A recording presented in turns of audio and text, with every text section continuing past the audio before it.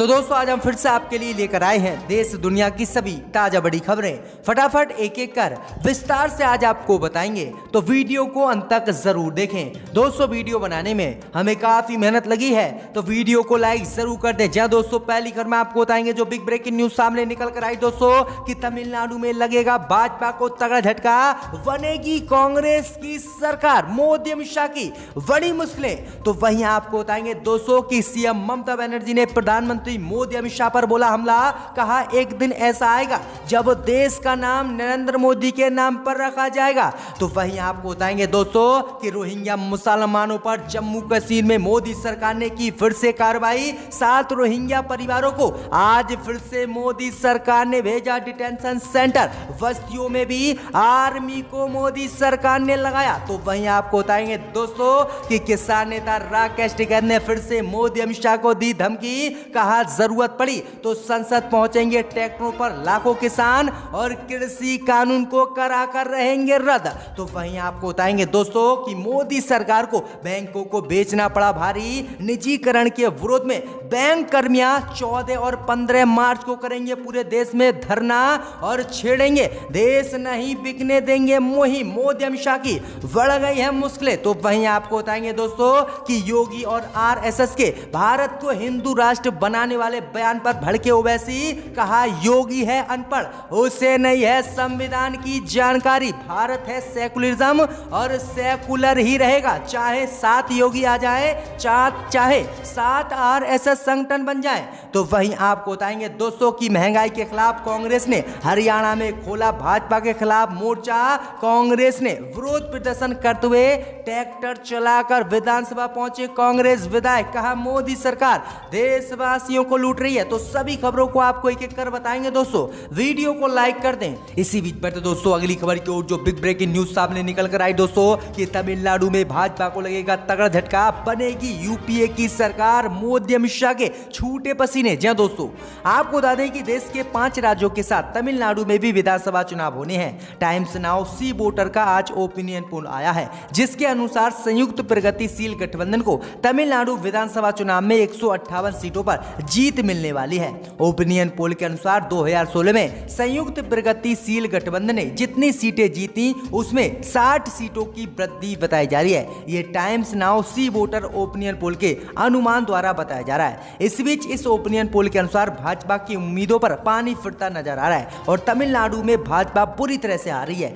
तमिलनाडु में भाजपा की उम्मीदों को झटका लगा है। राष्ट्रीय जनतांत्रिक गठबंधन की 65 सीटें कम हो सकती है। इस पोल के अनुमान के अनुसार 2016 के चुनाव से भारी गिरावट आने की संभावनाएं जताई जा रही हैं। आपको बता दें कि राष्ट्रीय जनतांत्रिक गठबंधन यानी बीजेपी के गठबंधन ने तब 136 सीटें जीती थी, लेकिन इस बार के चुनाव में भाजपा के गठबंधन को कुल 60 सीटें ही मिलती हुई नजर आ रही हैं और तमिलनाडु में भाजपा को झटका लगता दिख रहा है और यूपीए की सरकार तमिलनाडु में कांग्रेस के गठबंधन से बनती हुई दिख रही है। इसी बीच पर तो दोस्तों अगली खबर की ओर तो पश्चिम बंगाल में ममता बनर्जी ने मोदी अमित शाह पर साधा निशाना, कहा एक दिन ऐसा आएगा जब देश का नाम नरेंद्र मोदी के नाम पर रखा जाएगा। जी दोस्तों आपको बता दें कि पश्चिम बंगाल की मुख्यमंत्री ममता बनर्जी ने प्रधानमंत्री मोदी के खिलाफ झूठ और अफवाह फैलाने के लिए मोदी की आलोचना की है। साथ ही ममता बनर्जी ने कहा है कि इस बार मतदाता राज्य में सभी 294 विधानसभा सीटों पर ममता बनर्जी को जिताएंगे और भाजपा को यहां पर धूल चटाएंगे। वहीं आपको बता दें कि प्रधानमंत्री मोदी पर निशाना साधते हुए ममता बनर्जी ने कहा कि कोविड-19 टीकाकरण प्रमाण पत्रों पर प्रधानमंत्री मोदी ने अपनी तस्वीर लगाई और नेहरू के स्टेडियम और पटेल के स्टेडियम का भी नाम बदलकर प्रधानमंत्री मोदी स्टेडियम रख दिया। वहीं ममता बनर्जी ने कहा कि वह दिन दूर नहीं है जब पूरे देश प्रधानमंत्री मोदी के नाम पर ही होगा और हर चीज प्रधानमंत्री मोदी के नाम से ही जानी जाएगी। ममता बनर्जी ने कहा कि एक दिन ऐसा आएगा जब देश का नाम ही नरेंद्र मोदी रख दिया जाएगा। तो ये बड़ा हमला ममता बनर्जी ने प्रधानमंत्री मोदी पर आज बोला है। इसी बीच पर दोस्तों अगली खबर की ओर तो जम्मू कश्मीर में रह रहे रोहिंग्या मुसलमानों को आज फिर से मोदी सरकार ने डाला डिटेंशन सेंटर में। बस्तियों में रोहिंग्या मुसलमानों के मोदी अमित शाह ने लगा दी आर्मी। जी दोस्तों आपको बता दें कि जम्मू कश्मीर में रह रहे रोहिंग्या मुसलमानों के खिलाफ मोदी सरकार ने आज फिर से बड़ी कार्रवाई की है। दरअसल आपको बता दें कि रोहिंग्या मुसलमानों पर 5 दिन पहले मोदी सरकार ने 170 170 रोहिंग्या मुसलमानों को जम्मू कश्मीर से डिटेंशन सेंटर में डाल दिया। इस बीच आज खबर सामने निकल कर आई दोस्तों की रविवार देर रात कठुआ जिले के हीरानगर उप जेल में बने डिटेंशन सेंटर में आज फिर से मोदी सरकार ने 7 रोहिंग्या मुसलमानों को जेल में डाला है। इस बीच खबर सामने निकल कर आई दोस्तों की रोहिंग्या मुसलमानों की बस्तियों में भी मोदी सरकार ने जम्मू कश्मीर में आर्मी तैनात कर दी है। वहीं आपको बता दें कि रोहिंग्या मुसलमानों पर हुई कार्रवाई पर नेशनल कॉन्फ्रेंस के नेता फारूक अब्दुल्ला ने भी बड़ा निशाना साधा है। फारूक अब्दुल्ला ने कहा है कि संयुक्त राष्ट्र के चार्टर पालनों का मोदी सरकार पालन नहीं कर रही है। वहीं आपको बता दें कि फारूक अब्दुल्ला ने कहा है कि जिस तरह से म्यांमार में इस समय स्थिति वहां की सत्ता की खराब है और वहां पर सेना का कब्जा सत्ता पर हो चुका है, अगर ऐसे में इन रोहिंग्या मुसलमानों को वापस म्यांमार भेजा जाएगा तो इन सभी को वहां की सेना मार देगी। इसलिए मोदी सरकार इन पर जुल्म कर रही है क्योंकि ये लोग मुसलमान हैं। फारूक अब्दुल्ला ने कहा कि मोदी सरकार संयुक्त राष्ट्र के नियमों का पालन नहीं कर रही है जो कि मानवता का अधिकार हर देश में देते हैं। तो ये बड़ी अपडेट आई दोस्तों कि आज फिर से 7 रोहिंग्या मुसलमानों को जम्मू कश्मीर के डिटेंशन सेंटर में मोदी सरकार ने डाल दिया है। इसी बीच बट दोस्तों अगली खबर की ओर तो मोदी सरकार के खिलाफ राकेश टिकैत ने किया ऐलान, जरूरत पड़ी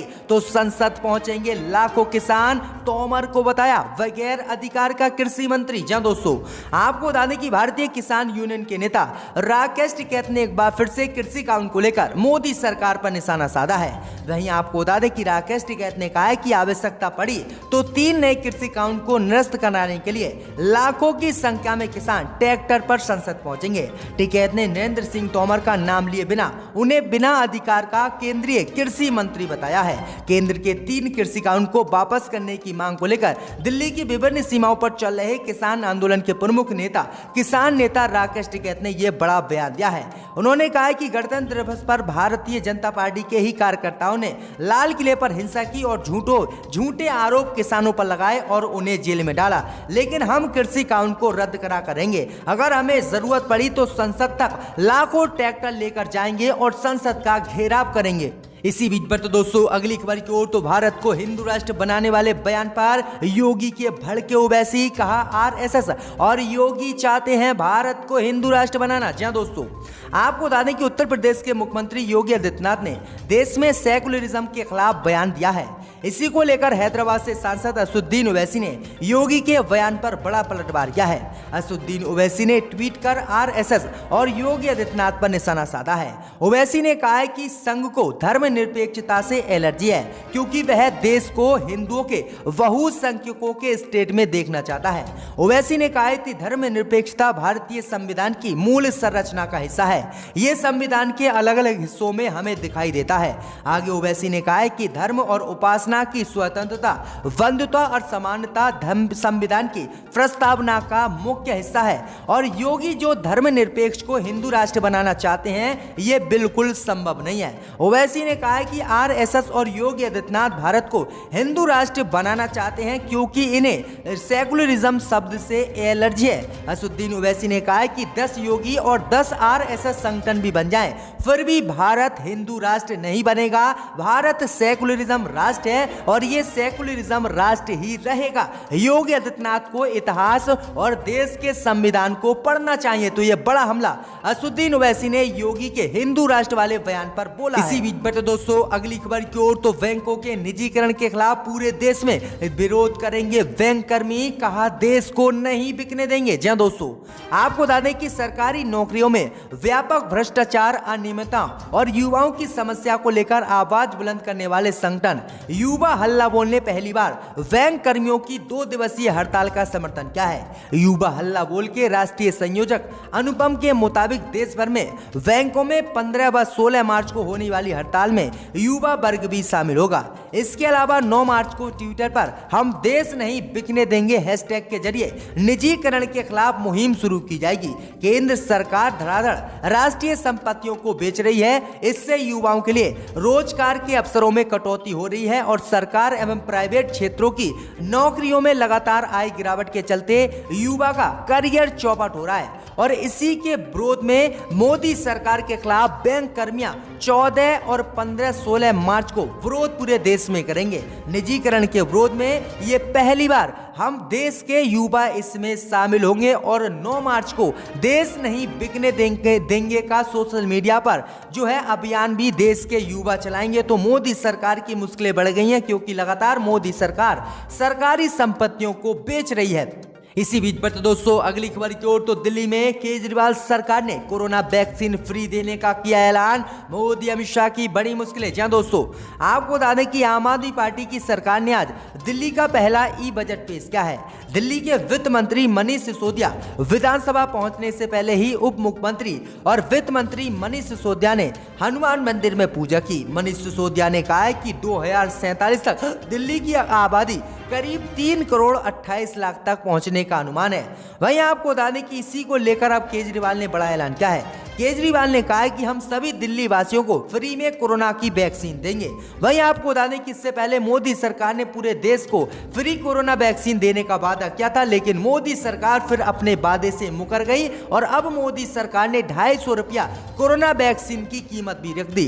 इसी को लेकर दिल्ली सरकार ने मोदी सरकार पर निशाना साधा और कहा कि पहले मोदी सरकार ने फ्री कोरोना वैक्सीन देने का वादा किया था, लेकिन अब कोरोना वैक्सीन बन गई। अब मोदी सरकार पैसे से इस कोरोना वैक्सीन को दे रही है, लेकिन हम दिल्ली वासियों को फ्री में कोरोना वैक्सीन देंगे। तो ये बड़ी अपडेट आई दोस्तों कि दिल्ली वासियों को केजरीवाल सरकार फ्री कोरोना वैक्सीन देने जा रही है। इसी बीच पर दोस्तों अगली खबर की ओर, तो आरएसएस पर राहुल गांधी ने बोला हमला। कहा आरएसएस की विचारधारा से लड़ने के लिए हमेशा तैयार रहे कांग्रेस। जी दोस्तों, आपको बता दें कि कांग्रेस के पूर्व अध्यक्ष राहुल गांधी ने पार्टी के कार्यकर्ताओं से भारतीय जनता पार्टी की गलत नीतियों तथा आरएसएस की विचारधारा से लड़ने के लिए तैयार रहने को कहा है। राहुल गांधी ने भारतीय युवा कांग्रेस की 2 दिवसीय राष्ट्रीय बैठक की शुरुआत की।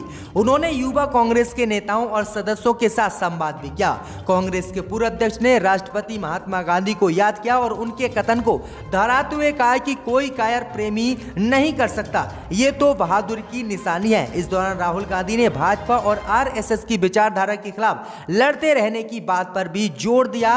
राहुल गांधी ने कहा कि हर कदम पर हमें आरएसएस मानसिकता के खिलाफ अहिंसात्मक संघर्ष करना है ताकि भारत की विविधता व संस्कृति पर आंच न आए। साथ ही उन्होंने कभी भी अपनी बात पर रखने तथा किसी के झूठ के सामने बिना डरे सत्य के साथ खड़े रहने की भी कार्यकर्ताओं को नसीहत दी है। तो ये बड़ी अपडेट आई दोस्तों कि आरएसएस के खिलाफ राहुल गांधी ने अब मोर्चा खोल दिया है। इसी बीच पर दोस्तों अगली खबर की ओर, तो महंगाई के खिलाफ कांग्रेस का देश में हल्ला बोल। विरोध प्रदर्शन करते हुए ट्रैक्टर पर विधानसभा पहुंचे कांग्रेस नेता हुड्डा। जी दोस्तों, आपको बता दें कि विधानसभा सत्र के दूसरे दिन आज कांग्रेस विधायकों ने बढ़ती महंगाई के खिलाफ पूरे देश में मोदी सरकार के खिलाफ हल्ला बोला है।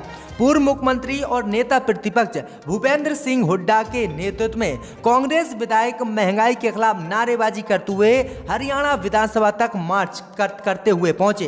हुड्डा ट्रैक्टर पर सवार होकर विरोध प्रदर्शन करते हुए विधानसभा हरियाणा की पहुंचे। आसमान छूती डीजल की कीमतों का सांकेतिक तौर पर विरोध करते हुए ट्रैक्टर को स्टार्ट करने के बजाय विधायकों ने उसे रस्से से खींचा। नेता प्रतिपक्ष ट्रैक्टर की ड्राइविंग सीट पर बैठे थे और कांग्रेस विधायक ट्रैक्टर खींच रहे थे। सभी विधायकों ने रसोई गैस के बढ़ते दामों, पेट्रोल डीजल की आसमान छूती कीमतों और कमर तोड़ महंगाई को लेकर सरकार के खिलाफ जमकर नारेबाजी की। इस मौके पर भूपेंद्र सिंह हुड्डा ने कहा कि सरकार की नीतियों के चलते आज आम आदमी पर महंगाई की चौतरफा मार पड़ रही है। एक तरफ आर्थिक मंदी ने चलते आदमी को जमीन में घुसेड़ दिया है, दूसरी तरफ मोदी सरकार नए नए कर भी किसान और पूरे देश की जनता पर लगा रही है। तो ये बड़ी अपडेट आई दोस्तों कि कांग्रेस ने भाजपा के खिलाफ आज हरियाणा में हल्ला बोल दिया है।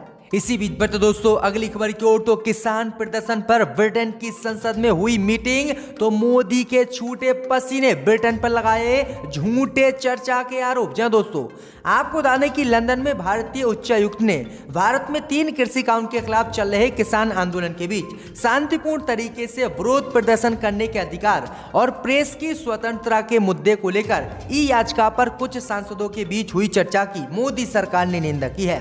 दरअसल आपको बता दें कि सोमवार शाम ब्रिटेन के संसद परिसर में हुई कृषि कानून को लेकर चर्चा का मोदी सरकार ने विरोध किया और मोदी सरकार ने ब्रिटेन के सांसदों पर एक तरफा झूठे दावे करने के आरोप लगाए।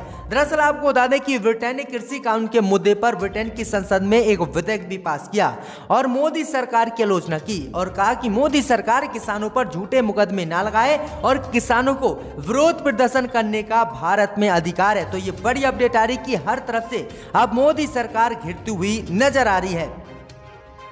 क्या है इनकी मुतल्लिक